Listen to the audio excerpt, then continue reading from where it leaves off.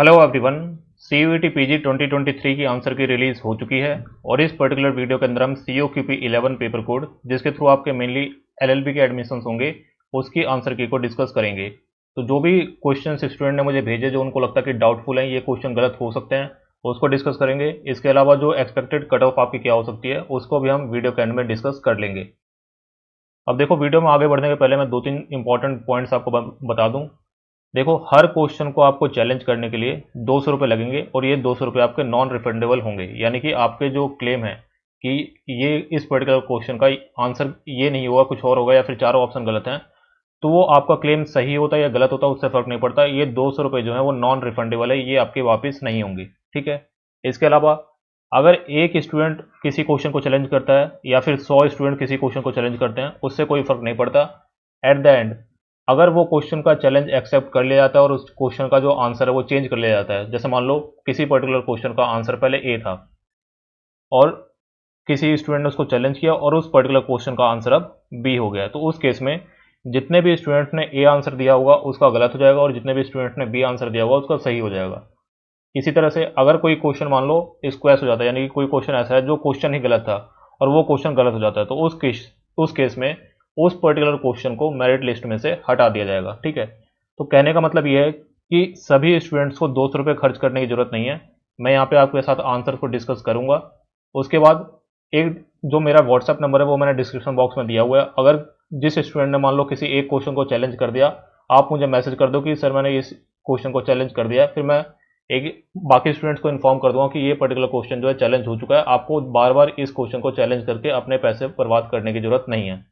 तो ये important point आपको याद रखना है कि एक भी स्टूडेंट अगर चैलेंज करता है तो वो सबके लिए चैलेंज हो जाएगा, वो क्वेश्चन जो है वहाँ पे कंसीडर किया जाएगा। ठीक है। सभी स्टूडेंट्स को एक ही क्वेश्चन को चैलेंज करने की आवश्यकता नहीं है। तो इसलिए मैं कह रहा हूँ कि ये वीडियो डिस्कस करने के बाद जिस भी स्टूडेंट ने किसी पर्टिकुलर क्वेश्चन को चैलेंज कर दिया है, आप मुझे मैसेज कर दो कि ये क्वेश्चन मैंने चैलेंज कर दिया है। मैं बाकी स्टूडेंट्स को इन्फॉर्म कर दूंगा कि ये क्वेश्चन चैलेंज हो चुका है, आपको दोबारा इस क्वेश्चन को चैलेंज करने की आवश्यकता नहीं है। ठीक है। तो नंबर मेरा व्हाट्सअप नंबर डिस्क्रिप्शन में दिया हुआ है, वहाँ पे आप मेरे को मैसेज कर देना। मैं बाकी स्टूडेंट्स को बता दूंगा कि इस क्वेश्चन को आप दोबारा चैलेंज ना करें। ठीक है।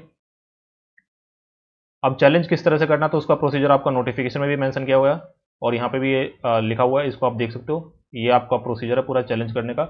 इसके अकॉर्डिंग आप किसी भी पर्टिकुलर क्वेश्चन को चैलेंज कर सकते हो। ठीक है। यहाँ पे ये मेंशन किया हुआ है। अब क्वेश्चंस को देख लेते हैं। फर्स्ट क्वेश्चन जो स्टूडेंट ने डाउटफुल मेरे को भेजा है वो ये है, पहला ही क्वेश्चन है, choose the word spelled correctly, यानी कि ऐसा वर्ड चूज करना जो करेक्टली स्पेल्ड हो।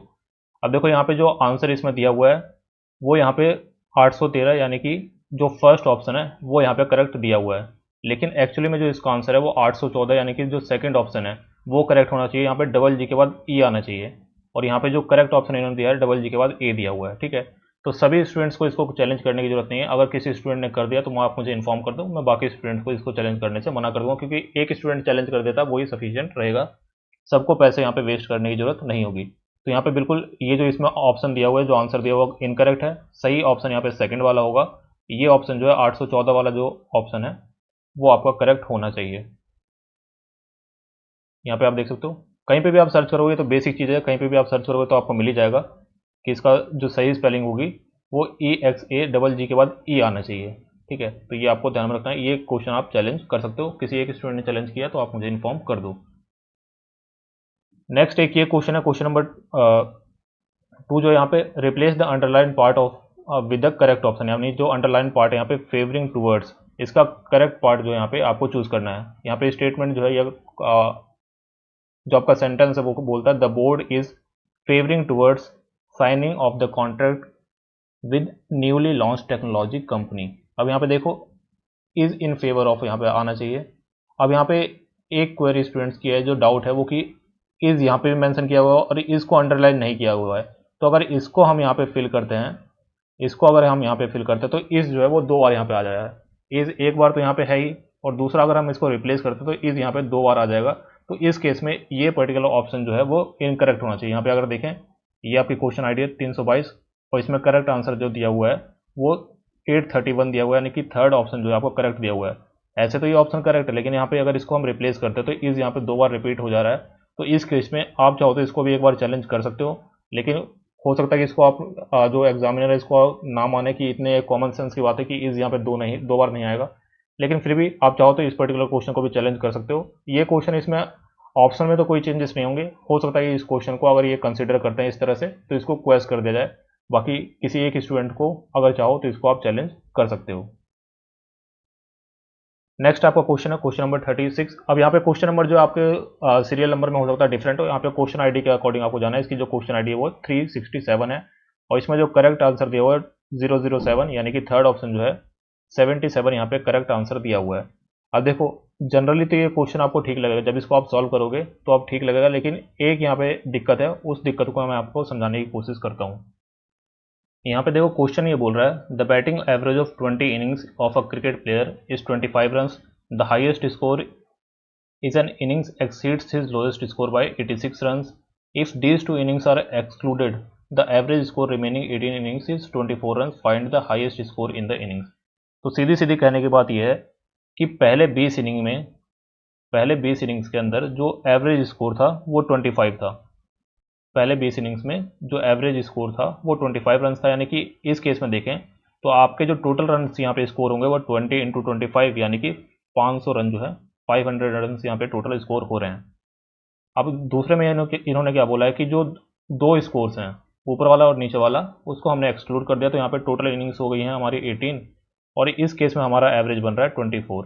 तो इस केस में अगर इसको मल्टीप्लाई करते हैं तो ये हमारा मल्टीप्लाई होने के बाद आएगा 432, ये आपका आएगा 25 को 18 से मल्टीप्लाई करने के बाद। तो ये 25 नहीं होगा 24 हो जाएगा, तो 18 को 24 से मल्टीप्लाई करेंगे तो ये आ जाएगा आपका 432। अब देखो इसको अगर हम कैलकुलेट करें तो इससे हम इक्वेशन बनाने की, मैं नेक्स्ट पेज पर आपको ले जाता हूँ, इससे अगर हम इक्वेशन बनाने की बात करें तो सिंपली ये है कि दोनों जो हाईएस्ट इनिंग था, ये हाईएस्ट स्कोर था, और जो लोएस्ट स्कोर था उसके बीच का जो डिफरेंस है वो 86 है। यानी कि यहाँ पे अगर हम लिखना चाहें तो यहाँ पर लिख सकते हैं हम x माइनस वाई जो है ये आपका हो जाएगा 86।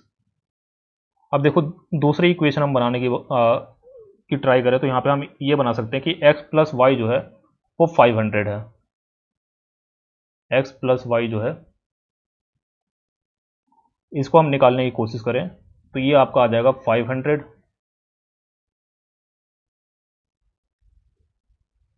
500 माइनस 432 और ये आ जाएगा आपका 68। तो बेसिकली हमने दोनों इक्वेशन में से हमने एक इक्वेशन को सब्ट्रैक्ट करने की कोशिश की, तो ये हमारा आंसर है। अब देखो इन इक्वेशन को अगर हम सॉल्व करते हैं तो इसको हम इसमें से इसको सब्ट्रैक्ट करें या इसको हम वैसे भी सॉल्व करें इक्वेशन को तो ये हमारा 2x बचेगा, और यहाँ पे अगर हम इसको देखें तो ये आपका आ जाएगा 68 प्लस 86 और ये आ जाएगा आपका 154। ठीक है, इसके अकॉर्डिंग देखें तो 154 आ रहा है, और इसको हम 2 से डिवाइड कर दें, इसको हम 154 को 2 से डिवाइड कर दें तो x की वैल्यू जो है हमारी 77 आ जाती है। तो इस केस में हम देखें तो हमारा जो हाईएस्ट वैल्यू है 77 आ रहा है, लेकिन इसके आगे हम देखें तो इस वैल्यू को अगर हम किसी और इक्वेशन में डालने की कोशिश करें, जैसे ये x की वैल्यू आ गई, अब इस x की वैल्यू को हम y, इस x की वैल्यू से हम y निकालने की कोशिश करें, किसी भी इक्वेशन में आप रख दो तो y की वैल्यू जो होगी वो हमारी 68 माइनस एक्स आएगी, और इस केस में x की वैल्यू कितनी है 77, तो ये 68 माइनस 77 हो जाएगा, और ये हमारा आंसर -9 आना चाहिए, यानी कि जो y की वैल्यू है वो -9 होनी चाहिए। अब कॉमन सेंस यहाँ पे ये बोलता है कि जो रन्स हैं वो कभी भी माइनस में नहीं हो सकते, इसलिए ये जो क्वेश्चन है इसका डेटा गलत है। कॉमन सेंस हमारा ये बोल रहा है कि जो रन्स हैं वो माइनस में नहीं हो सकते, इसलिए जो डेटा यहाँ पे दिया हुआ है वो उसमें एरर है। लेकिन आंसर को देखें कि हाईएस्ट इनिंग क्या है, तो हाईएस्ट इनिंग तो 77 आ रही है, तो उसके अकॉर्डिंग आंसर बिल्कुल ठीक है। लेकिन अगर आप एग्जामिनर को ये लॉजिक समझा सकते हो कि भाई यहाँ पे -9 आना चाहिए और -9 यानी कि माइनस में रन्स नहीं हो सकते, इसलिए लॉजिकली गलत है, तो अगर ये समझा सकते हो तो आप इस क्वेश्चन को चैलेंज कर सकते हो। हालांकि मुझे नहीं लगता कि इतनी जल्दी इस क्वेश्चन को वो मानेंगे कि हाँ भाई ये क्वेश्चन गलत है, इतनी जल्दी वो मानेंगे नहीं इसको, लेकिन फिर भी एक आध स्टूडेंट चाहो तो इस क्वेश्चन को भी चैलेंज कर सकते हो। बस जो आप चैलेंज करोगे वहाँ पे जो डॉक्यूमेंट अपलोड करोगे उसकी फ्रेमिंग आपको ठीक से करनी है कि एग्जामिनर जो है इसको ठीक से समझ पाए। ठीक है, ये बेसिक जो बात है वो आपको ठीक से समझा देनी है एग्जामिनर को। अब देखो नेक्स्ट क्वेश्चन आपका क्वेश्चन नंबर 40 और इसकी जो आईडी है वो है 9350 और इसमें जो करेक्ट ऑप्शन दिया हुआ है 6939, यानी कि जो थर्ड ऑप्शन है, जो झारखंड वाला ऑप्शन है वो यहाँ पे करेक्ट दिया हुआ है, और यहाँ पे पूछा गया 28th स्टेट ऑफ इंडिया और यहाँ पे बोला गया झारखंड। अब देखो स्टूडेंट की यहाँ पे क्वेरी ये आ रही है कि जो अगर हम कॉन्स्टिट्यूशन निकालते तो उसमें 28 नंबर पे यहाँ पे तेलंगाना मेंशन किया हुआ है, तो यहाँ पे करेक्ट आंसर जो है 28 नंबर पे तेलंगाना होना चाहिए, हमारा 28वां स्टेट जो है तेलंगाना होना चाहिए। अब देखो दिक्कत यहाँ पे क्या है कि जब झारखंड बनाया गया था तो वो 28th स्टेट था इंडिया का। जो Bihar recognition act reorganisation act था जो 15 नवंबर 2000 को पास किया गया था, उसमें सीधा सीधा बोला गया था कि जो झारखंड होगा वो आपका भारत का 28वां स्टेट होगा। इसी तरह से अगर उसके पहले जाओगे तो 2000 में और नवंबर 9 2000 को जो उत्तरांचल या उत्तराखंड जिसको आप बोलते हो ये आपका 27वां स्टेट बना था। उसके पहले जाओगे तो 1 नवंबर 2000 को आपका मध्य प्रदेश से अलग होकर छत्तीसगढ़ जो है वो 26वां स्टेट बना था। तो इस अकॉर्डिंग देखें तो ये बात बिल्कुल सही है कि जो झारखंड है वो हमारा 28वां स्टेट है। ठीक है, जो झारखंड है वो हमारा 28वां स्टेट है। लेकिन अगर आप कॉन्स्टिट्यूशन में देखोगे तो यहाँ पे 28 पे तेलंगाना मेंशन किया हुआ है, लेकिन ये जो 28 पे तेलंगाना मेंशन किया हुआ है ये जहाँ पे ये मेंशन नहीं है कि ये सीरियल नंबर जो है स्टेट का नंबर है कि ये नंबर का स्टेट होगा, ऐसा यहाँ पे कॉन्स्टिट्यूशन के अंदर कुछ मेंशन नहीं किया हुआ है। तो इसमें भी अगेन मुझे नहीं लगता कि इसको एग्जामिनर्स जो है वो मानेंगे, लेकिन फिर भी अगर एक स्टूडेंट चाहे तो इसको भी चैलेंज कर सकता है। हालांकि इसके इस चैलेंज को एक्सेप्ट होने के चांसेस बहुत कम है, क्योंकि जो आपका बिहार रीऑर्गेनाइजेशन एक्ट था उसमें साफ साफ मेंशन किया हुआ है कि जो झारखंड है वो इंडिया का 28वां स्टेट बनेगा। ठीक है, तेलंगाना के केस में जब तेलंगाना वाला वो जो एक्ट आया था उस केस में वहाँ पे लिखा होता है कि तेलंगाना जो है वो 29th स्टेट बनेगा। ठीक है, तो ये वहाँ पे क्लियरली मेंशन किया होता है। फिर भी अगर किसी को चैलेंज करना तो एक स्टूडेंट यहाँ पे चैलेंज कर लो, सभी स्टूडेंट्स को चैलेंज करने की यहाँ पे आवश्यकता नहीं है।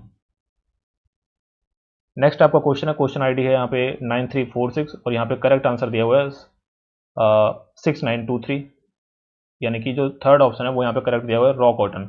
अब देखो यहाँ पे इशू बस इतना ही है कि जो यहाँ पे लिखा हुआ है लेस और ये जो है एरर है, यहाँ पे होना चाहिए सेस, बस इतना ही फर्क है। तो चाहो तो एक स्टूडेंट इसको भी यहाँ पे चैलेंज कर लो, होगा तो यहाँ पे क्वेश्चन क्वेश्चन होगा, क्योंकि आंसर तो यहाँ पे करेक्ट है, रॉ कॉटन जो है बिल्कुल सही आंसर है इसका। लेकिन जो यहाँ पे लेस दिया हुआ है उसकी स्पेलिंग जो है गलत है, सेस यहाँ पे होना चाहिए था। तो अगर चाहे तो एक स्टूडेंट इसको भी चैलेंज कर सकता है। यहाँ पे ये जो पीआईबी का जो नोटिफिकेशन आता है, जो प्रेस रिलीज आ रहा है, उसमें यहाँ पे मेंशन किया हुआ है कि जो रॉ कॉटन है वही आपका उसके ऊपर जो आपके कस्टम ड्यूटी है और जो आपका AIDC है यानी कि agriculture infrastructure and development cess, इसको जो है वेव ऑफ कर दिया गया, इसको एग्जम्प्ट कर दिया गया था। तो इसका जो लिंक यहाँ पे मैंने मेंशन किया हुआ है, ये PDF जो है लेक्चर अपलोड होने के बाद आपका टेलीग्राम चैनल और व्हाट्सएप ग्रुप में शेयर कर दिया जाएगा, वहाँ से आप इसको डाउनलोड कर सकते हो। और यहाँ पे इसको लिंक भी मैंने दे दिया है, यहाँ से इस लिंक पे जाओगे तो ये नोटिफिकेशन आपको प्रेस रिलीज और नोटिफिकेशन जो आपको देखने को मिल जाएगा, वहाँ से आप इसको मैनेज कर सकते हो। इसको आप चाहो तो अटैच भी वहाँ पे कर सकते हो। बाकी जैसे कि मैंने बताया आपको, इसके चैलेंज होने के चांसेस काफ़ी कम है, क्योंकि छोटी सी मिस्टेक है। अब ये मेरे को समझ नहीं आता कि पूरे अगर पेपर में देखें तो कम से कम 10 स्पेलिंग मिस्टेक आपको कम से कम देखने को मिलेंगी। अब इतनी ज़्यादा स्पेलिंग मिस्टेक कैसे है, किसी इंटर्न से इन्होंने पेपर बनवा दिया, क्या कर दिया, कुछ समझ में नहीं आ रहा। लेकिन स्पेलिंग मिस्टेक काफ़ी ज़्यादा है, तो हो सकता है इसको एक्सेप्ट कर लें। ज़्यादा चांसेस यही कि ये इसको एक्सेप्ट नहीं करेंगे। फिर भी एक स्टूडेंट चाहो तो इसको भी आप चैलेंज कर सकते हो। अब देखो एक क्वेश्चन एक ही और है जिसमें ये मेन इशू यहाँ पे ये है कि एक तो एक पर्टिकुलर क्वेश्चन है जो 2 बार दिया हुआ है। अगर इसमें देखें तो 414 नंबर का जो क्वेश्चन है, इसके अलावा क्वेश्चन नंबर 413 ID वाला जो क्वेश्चन है, दोनों सेम ही क्वेश्चन है। और हद तो जब है, दोनों क्वेश्चन में क्वेश्चन सेम है लेकिन दोनों के आंसर्स अलग दिए हुए हैं। इसमें देखो तो आप 190 यानी कि जो सेकंड वाला ऑप्शन है ये करेक्ट दिया हुआ है 413 वाला ऑप्शन के अंदर, और जो आपको 414 वाला है उसके अंदर 193 यानी कि जो फर्स्ट वाला ऑप्शन है वो करेक्ट दिया हुआ है। तो एक ही क्वेश्चन के अंदर एक में फर्स्ट ऑप्शन करेक्ट बताया हुआ है, दूसरे में सेकंड ऑप्शन करेक्ट बताया हुआ है। और एरर इसमें यह है कि ऊपर अगर आप देखो तो ऊपर यहाँ पे राम मेंशन किया हुआ है, और नीचे अगर आप देखो जब आगे की स्टेटमेंट आप पढ़ते हो तो उसके अंदर राम कहीं है नहीं, यहाँ पे आ जाता है लक्ष्मी, यहाँ पे लक्ष्मी आ जा रही है, यानी कि राम को यहाँ पे रिप्लेस कर दिया लक्ष्मी से।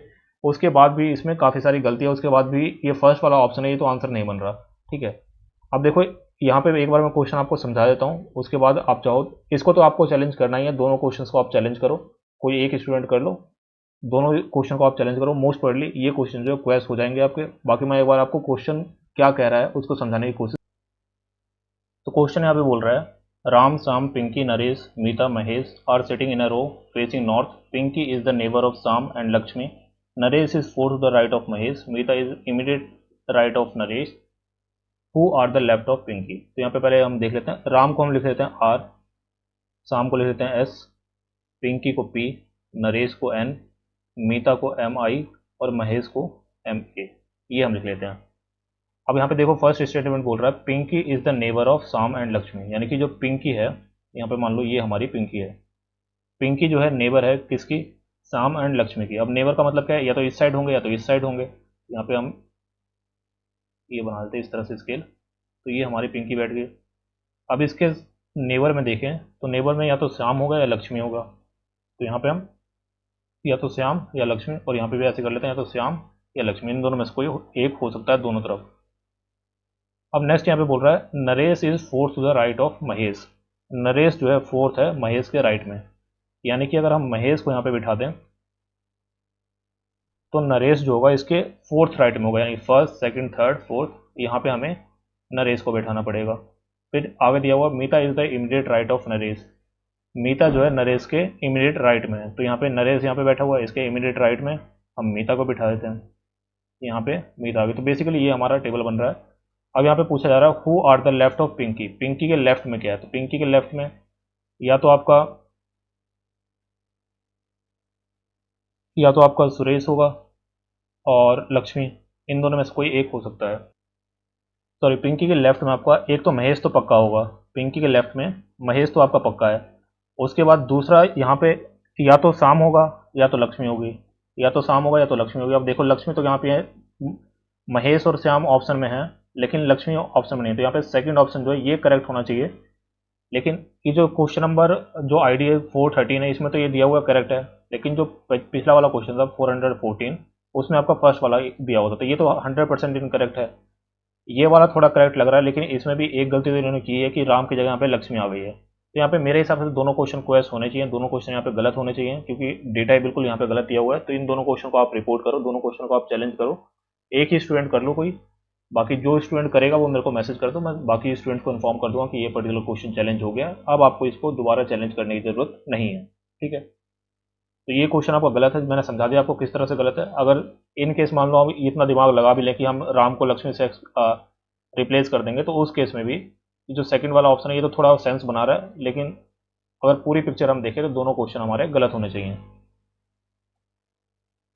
अब नेक्स्ट देखो यहाँ पे ये आता है कि यहाँ पे मानी फ्रेम लिखा हुआ है। ठीक है, ये मिनी फ्रेम कंप्यूटर होना चाहिए, लेकिन यहाँ पे मानी फ्रेम लिखा हुआ है। लेकिन अगर आप क्वेश्चन को देखो तो जनरली हमारा माइक्रो कंप्यूटर जो है वो हम यूज़ करते हैं, हम लैपटॉप चाहे देखें, फ़ोन देखें, कंप्यूटर देखें, ये सारे आपके माइक्रो कंप्यूटर्स होते हैं। यहाँ पे लिखा हुआ desk computers we generally use in daily life, personal work is known as. अब देखो वर्क स्टेशन तो जो बहुत बड़े बड़े प्रोफेशनल्स होते हैं या बहुत बड़ी बड़ी कंपनीज होती हैं जिसमें कंप्यूटिंग स्पीड बहुत ज़्यादा चाहिए, उसको यूज़ करना होता है। सुपर कंप्यूटर हमारे अगेन जो जहाँ पे बहुत बड़ी कैलकुलेशंस करनी होती है वहाँ पे सुपर कंप्यूटर यूज़ किए जाते हैं। मिनी फ्रेम कंप्यूटर जो है वो काफ़ी पुराने ज़माने में यूज़ किए जाते थे। तो बेसिक आंसर हमारा माइक्रो कंप्यूटर ही होना चाहिए। यहाँ पे आंसर तो सही है, यानी 963 जो ऑप्शन है आपका, ये थर्ड ऑप्शन बिल्कुल करेक्ट है। लेकिन एक स्टूडेंट्स की क्वेरी है कि यहाँ पे मानी फ्रेम नहीं होना चाहिए, मानी फ्रेम तो कुछ होता नहीं है, मिनी फ्रेम होता है। तो ये जो ऑप्शन है ये यहाँ पे गलत है। ठीक है, तो बेसिकली मुझे नहीं लगता ये इस क्वेश्चन को मानेंगे, फिर भी आप चाहो तो इस क्वेश्चन को एक बार चैलेंज कर सकते हो। अगर होता है तो ये क्वेश्चन स्क्रैप ही होगा, ये आंसर जो है उसका करेक्ट है, बस ये वाला ऑप्शन गलत है। तो उस केस में अगर बहुत ज़्यादा आप होपफुल रहोगे तो इसको हो सकता है ये क्वेश्चन कर दिया जाए, लेकिन ज़्यादा चांस ये है कि इस क्वेश्चन को क्वेश्चन नहीं किया जाएगा। आपका इसमें सही आंसर जो है माइक्रो कंप्यूटर ही होगा। बाकी अगेन एक स्टूडेंट इसको चैलेंज कर देता है तो चैलेंज करने में कोई दिक्कत नहीं है, एक स्टूडेंट इसको आराम से चैलेंज कर सकता है। नेक्स्ट भी सेम उसी तरह से है, the following which is not a web browser, इनमें से वेब ब्राउजर कौन सा नहीं है, तो यहाँ पे ओपेरा होना चाहिए, तो इन्होंने ओपेरा लिख दिया है। अब अगर ओपेरा यहाँ पे लिखे तो ओपेरा तो कोई वेब ब्राउजर नहीं है, तो ओपरा होता है। यहाँ पे अगर देखें तो ओपरा जो है, एक मिनट, ओपरा जो है वो आपका वेब ब्राउजर है, ओपेरा तो आपका कोई वेब ब्राउजर है नहीं। तो ये अगर स्पेलिंग मिस्टेक्स है, किसने बनाया पेपर वो कुछ समझ नहीं आ रहा, ज़्यादातर स्पेलिंग मिस्टेक्स ही हैं सब में, हर क्वेश्चन में कुछ ना कुछ स्पेलिंग मिस्टेक्स दिखी जाएगी, तो ये यहाँ पे गलत होना चाहिए। लेकिन जो गूगल देखें तो गूगल आपका सर्च इंजन है, गूगल क्रोम आपका जो है वो वेब ब्राउजर है, गूगल सिर्फ गूगल जो है आपका सर्च इंजन है, गूगल क्रोम या स्पेसिफिकली बोलें तो क्रोम जो है वो आपका वेब ब्राउजर है, गूगल सर्च जो है वो गूगल जो है बेसिकली आपका सर्च इंजन है। तो आंसर तो यहाँ पे बिल्कुल करेक्ट है, यहाँ पे 970 वाला यानी जो सेकंड ऑप्शन है वो आपका करेक्ट है, लेकिन ऑप्शन यहाँ पे गलत है। तो एक स्टूडेंट चाहो तो इसको भी चैलेंज कर सकता है, हालांकि अगर मैं यहाँ पे कहूँगा कि इसको एक्सेप्ट होने के चांसेस काफ़ी कम है, क्योंकि गूगल जो है वो एक सर्च इंजन है। ठीक है, नेक्स्ट आपका एक क्वेश्चन ये है कि यग योक, ये पता नहीं क्या होता है, SALAM, ये कौन से खाने की चीज़ होती है, कौन सा विटामिन इसमें होता है, मैंने तो आज तक सुना नहीं है, शायद कोई स्पेलिंग मिस्टेक ही है। ठीक है, तो यग योक जो अंडे का योक होता है, इसके अलावा लिवर, मिल्क, ये सब जो है रिच सोर्सेज होते हैं विटामिन। किस विटामिन के अंदर ये सारे जो है पाए जाते हैं? तो यहाँ पे देखो ये करेक्ट ऑप्शन जो है 932 दिया हुआ है, यानी कि विटामिन डी के अंदर ये सारे सोर्सेज होते हैं, यानी कि एग के अंदर, लिवर के अंदर, मिल्क के अंदर, इन सब के अंदर जो है विटामिन डी पाया जाता है। लेकिन एक डाउट यहाँ पे ये आता है कि जो विटामिन ए होता है वो भी इन सब के अंदर पाया जाता है। अब देखो प्रूफ के लिए मैं आपको दिखाने की कोशिश करता हूँ। तो यहाँ पे दिया हुआ है good sources of vitamin A. यहाँ पे आप देखो, यहाँ पे एग भी मेंशन किया हुआ है, इसके नीचे आओगे तो आपको मिल्क भी मिल जाएगा। ठीक है, और ये जो है NHS UK की वेबसाइट से मैंने लिया है, लिंक यहाँ पे मेंशन किया हुआ है। PDF आप डाउनलोड कर लोगे टेलीग्राम चैनल से या फिर व्हाट्सएप ग्रुप से, तो वहाँ पर PDF जो है देखने को मिल जाएगी, वहाँ पे मैं शेयर कर दूंगा। तो लिंक यहाँ पे मैंने PDF के अंदर ही दिया हुआ है, इस पर आप जाओगे तो आपको ये पूरा सोर्स जो देखने को मिल जाएगा। अब यहाँ पे विटामिन ए के अंदर, एग के अंदर भी और मिल्क के अंदर भी विटामिन ए आपका पाया जाता है। इसी तरह से आप देखोगे तो विटामिन डी के अंदर भी पाया जाता है। यहाँ पे आप देखोगे तो ये जो एग है वो आपको यहाँ पे देखने को मिल जाएगा। इसी तरह से एक सोर्स मैं आपको और दिखा देता हूँ, ये हार्वर्ड यूनिवर्सिटी का ये सोर्स है, इसमें भी आप देखोगे तो इसमें भी आपको देखने को मिल जाएगा कि यहाँ पे देखो मिल्क और ये एग दोनों आपको दिख जाएंगे विटामिन ए में भी, और इसी तरह से विटामिन डी के अंदर भी देखोगे तो यहाँ पे भी आपको एग जो है देखने को मिल जाएगा। डेयरी प्रोडक्ट जो है वो भी यहाँ पे आपको देखने को मिल जाएगा। तो बेसिकली डाउट यहाँ पे ये है कि जो एग होता है, लिवर होता है, मिल्क होता है, इसके अंदर विटामिन डी और विटामिन ए ये भी आपके पाए जाते हैं। तो ये आपका एक डिस्प्यूटेड क्वेश्चन हो सकता है, तो इसको भी आप चाहो तो चैलेंज कर सकते हो। हालांकि ज़्यादा सही इसमें देखें तो विटामिन डी यहाँ पे ज़्यादा सही यहाँ पे ऑप्शन दिख रहा है। ठीक है, तो यहाँ पे एक क्वेश्चन नंबर है आपका 9348 और इसमें करेक्ट आंसर जो दिया हुआ है 6932 दिया हुआ है। लेकिन यहाँ पे जो फर्स्ट वाला ऑप्शन है 6929 ये भी करेक्ट हो सकता है, तो यहाँ पे दोनों करेक्ट हो जाएंगे। तो इसको भी आप चाहो तो चैलेंज कर सकते हो। हालांकि यहाँ पे ज़्यादा करेक्ट ऑप्शन तो विटामिन डी ही है, लेकिन कोई स्टूडेंट अगर देखेगा तो इसको पता है कि एग के अंदर, मिल्क के अंदर, इसके अंदर भी विटामिन ए पाया जाता है, तो उसको भी वो करेक्ट कर सकते हो। तो इसको भी एक बार चाहो तो आप चैलेंज कर सकते हो। ये आपके मेनली क्वेश्चन थे। अब देखो ये बेसिक बेसिक आपके सारे क्वेश्चन थे जिस पे डिस्प्यूट था। किसी और क्वेश्चन पे आपको लगता है कि ये डाउटफुल है तो उसको आप व्हाट्सएप नंबर मेरा दिया हुआ है, उस पर आप मैसेज कर सकते हो, उसको भी हम डिस्कस कर लेंगे। बाकी जैसे मैंने आपको बताया कि एक स्टूडेंट किसको कोई इसको डिस्प्यूट चैलेंज कर दो, बाकी वो मेरे को मैसेज कर दो, मैं उसमें बाकी स्टूडेंट्स को इन्फॉर्म कर दूंगा कि ये पर्टिकुलर क्वेश्चन जो चैलेंज हो चुका है, आप बार बार इसको चैलेंज ना करें। अब देखो एक्सपेक्टेड कट ऑफ की यहाँ पे बात कर लेते हैं। तो मैंने अलग अलग जो सोशल मीडिया प्लेटफॉर्म थे वहाँ पे मैंने पोल करवाया था कि किस स्टूडेंट के कितने मार्क्स बन रहे हैं इस पर्टिकुलर आंसर की के अकॉर्डिंग। तो देखो यहाँ पे अगर बाकी आप देख सकते हो इसको आराम से बैठ के कितने स्टूडेंट ने किसको किस ब्रैकेट के अंदर आप ये वोट किया है। तो जनरली देखिए तो 280 प्लस की बात करें तो अप्रॉक्सीमेटली 8 से 10% स्टूडेंट ऐसे हैं जिनके 280 प्लस स्कोर आ रहा है। इसी तरह से 260 प्लस की बात करें तो अप्रॉक्सीमेटली 15% या 15% से कुछ ज़्यादा स्टूडेंट ऐसे हैं जिसके 260 प्लस या उससे ज़्यादा स्कोर आ रहा है। अप्रॉक्सीमेटली मैं बात कर रहा हूँ, तो 260 प्लस वाले स्टूडेंट जो 15% है। अब देखो सीधी सीधी हम कैलकुलेशन करने की कोशिश करें तो हमें मेन दिक्कत ये है कि हमें ये नहीं पता कि जो COQP 11 वाला पेपर कोड है इसको कितने स्टूडेंट ने अटैम्प्ट किया है, यानी कितने स्टूडेंट ने जाके इस पेपर को दिया है। अगर हमें बेसिक आइडिया हो कि इतने स्टूडेंट जो है उन्होंने पेपर दिया तो हम बेसिक आइडिया लगा सकते हैं, लेकिन हमारे पास बेसिक आइडिया यहाँ पे नहीं है। तो अगर हम कंजर्वेटिव फिगर भी लेके चलें तो कम से कम 40,000 स्टूडेंट, मुझे लगता है कि 40,000 स्टूडेंट ने तो COQP 11 वाला पेपर दिया ही है। हो सकता है उससे ज़्यादा हो, लेकिन अप्रोक्सीमेटली इतने स्टूडेंट तो होंगे ही। अब इसका 40,000 का 10% भी निकालो तो 40,000 का 10% भी आपका 4,000 आ जाता है, यानी कि 4,000 ऐसे स्टूडेंट हो सकते हैं जिन्होंने 260 270 इसके आसपास स्कोर किया होगा। तो देखो अगेन मैं कह रहा हूँ बिल्कुल ये तुक्का है, कोई इसकी गारंटी नहीं है कि इसी के आसपास आपकी कट ऑफ आए, लेकिन फिर भी जो मोटा मोटा अगर तुक्का लगाने की कोशिश करें हम तो अप्रॉक्सीमेटली बोल सकते हैं कि 270 के आसपास जो है आपकी कट ऑफ हो सकती है। इसके कोई चांसेस नहीं है कि 270 के आसपास होंगे, कम ज़्यादा। अगेन मैं आपको बताऊं कितने स्टूडेंट ने पेपर दिया है, किसका कितना पेपर गया, हम सारे डेटा हमारे पास नहीं है।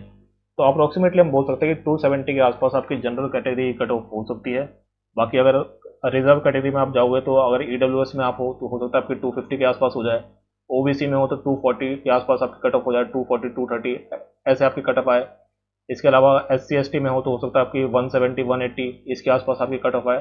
तो ये बेसिक आपका कैटेगरी में रहने वाला है कि 270 के आसपास हो सकता है कि आपकी कट ऑफ हो। बाकी अगेन मैं कह रहा हूँ शुद्ध रूप से तुक्का है, कोई यहाँ पे ऐसी नहीं कि मैंने बहुत सारी कैलकुलेशन किया उसके बाद मैंने जाके यहाँ पे 270 का नंबर यहाँ पे दिया है। अप्रोक्सीमेटली जो सिनेरियो दिख रहा है उसमें मैंने आपको बता दिया कि 15% जो हमारे टच में जितने स्टूडेंट्स हैं उसमें से 15% स्टूडेंट ऐसे हैं जिसके स्कोर जो है 260 या उसके अबव आ रहा है। ठीक है, तो अगर हम अप्रोक्सीमेटली मान के चले कि 40,000 स्टूडेंट ने भी पेपर दिया होगा तो 4,000 स्टूडेंट ऐसे होंगे, या 10% भी लेके चले तो 4,000 स्टूडेंट्स ऐसे होंगे जिसके 260 या उसके आसपास स्कोर बन रहा होगा। ठीक है, तो अगर डी ओपन मिला लें, BHU को मिला लें, तो सबको मिला के भी 4,000 के आसपास या उससे कम सीट्स ही रहती हैं जो आपकी मेन यूनिवर्सिटीज़ हैं। तो आप मान के चल लो कि 270 के आसपास आपकी कट ऑफ हो सकती हैं। तो बाकी जब कट ऑफ वगैरह आपकी आएंगी तो आपके चैनल पे स्पेसिफिकली वीडियो आपको दिख जाएंगी। टेलीग्राम चैनल, इसके अलावा इंस्टाग्राम पेज, व्हाट्सएप ग्रुप, ये सब आप ज्वाइन करके रखो, वहाँ पे सारी इन्फॉर्मेशन आपको प्रोवाइड की जाएगी। और कोई आपकी क्वेरी है, किसी को और क्वेश्चन को आप चैलेंज करना चाहते हो तो उसको आप कमेंट सेक्शन में लिखो। मेरा number, WhatsApp number description box में दिया हुआ है, वहाँ पे आप मैसेज कर सकते हो। और कोई आपकी क्वेरी है तो उसके लिए भी आप मैसेज कर सकते हो। For the time being, that's the end of the video.